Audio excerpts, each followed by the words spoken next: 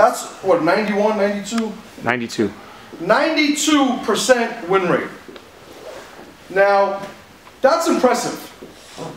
Of the 20 wins, 18 of them were amateur, 2 of them were Leo's wins. He's getting his 3rd next month, right?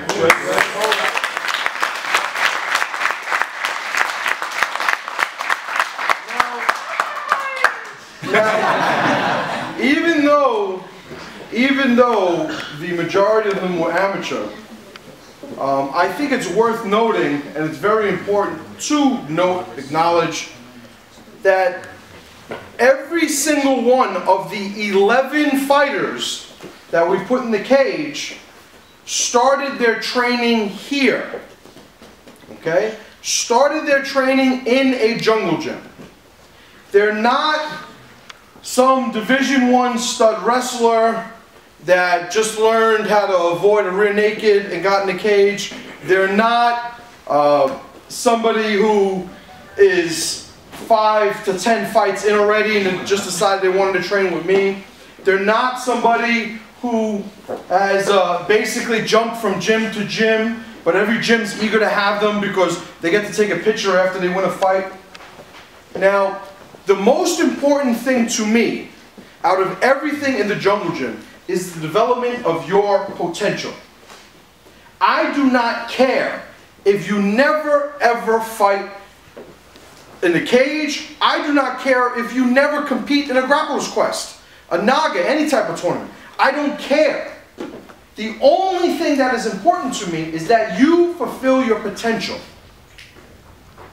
For some of you, it's losing weight. Some of you, it's making friends. Some of you, it's getting a job. Who here has used their training or the network of the jungle gym to help them outside of the school before? Now, the problem, an obstacle that is in front of a lot of school owners today, right, because I'm talking about the entire martial arts world right now, is that everybody's looking for attention. Everybody's looking to shine. Everybody's looking who has the most Facebook friends, who has, the most pictures, who has a fighter that used to be in the UFC or is in the UFC, and, marketing and attention. And that's fine. It's a game I play very well. But I will never put the integrity of the program ahead of trying to get attention for it. Now, who here has fought for me before? Raise your hand. Let's use Leo. Leo, how long, well, when you joined, did you or did you not say you wanted to fight? Yes. And I let you fight immediately, right? How long did you have to wait? A little over a year. Okay, little over a year. Angel.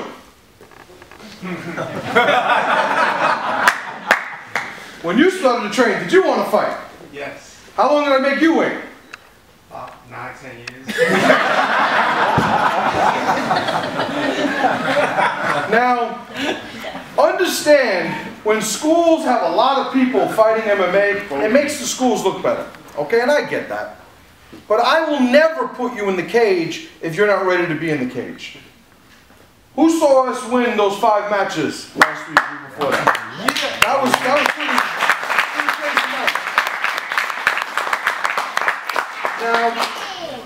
Now, do we have the greatest MMA school in the country? No.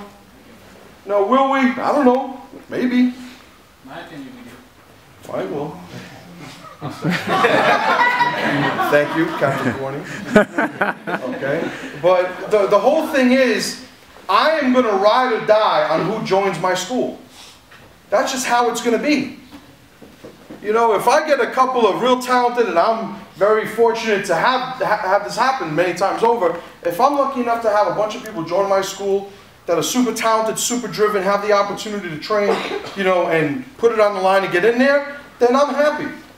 But don't think for a second, this goes to you fighters too, that is any more significant to me than the person who comes to me and tells me, I just wanted to let you know, I just lost 50 pounds. I just want to let you know that I was having a problem at work or with my wife, and I listened to what you said, and I was talking to a couple of the guys in the school, and they helped me out, and everything's fine now. Everything's going to work out.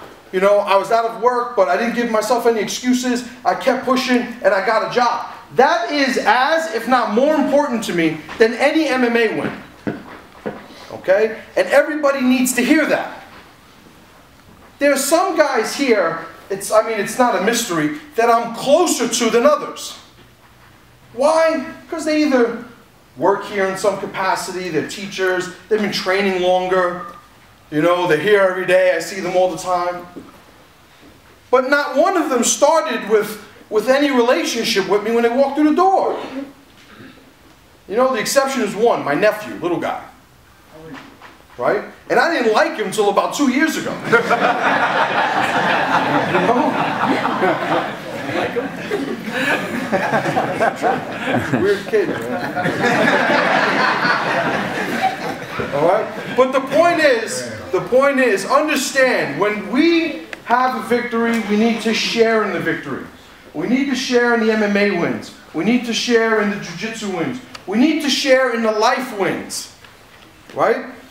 Who here, and I've gotten, I don't know if anybody is here now that has done it, but I've gotten a couple of private messages from people over the years that they've gotten into a physical altercation outside the school and they used what they learned in the school to help themselves. Who here has done that? Fat Ralph did that. Fat Ralph, Angel, Keita. I don't trust you two. He's still asleep.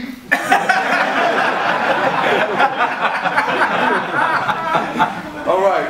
Yeah, that's right. So the point is, there are a lot of things that through training, through this type of mentality, through the support of the school and the tribe, there are a lot of things that we are empowered to do that we may not have been able to do by us, on our own, by ourselves. And it's important to acknowledge that. Okay? 20-2 is a great number. Okay? But I'd like to think that 91, 92% win rate that we got inside the cage, I'd like to think that all of us have gotten something similar in our own lives.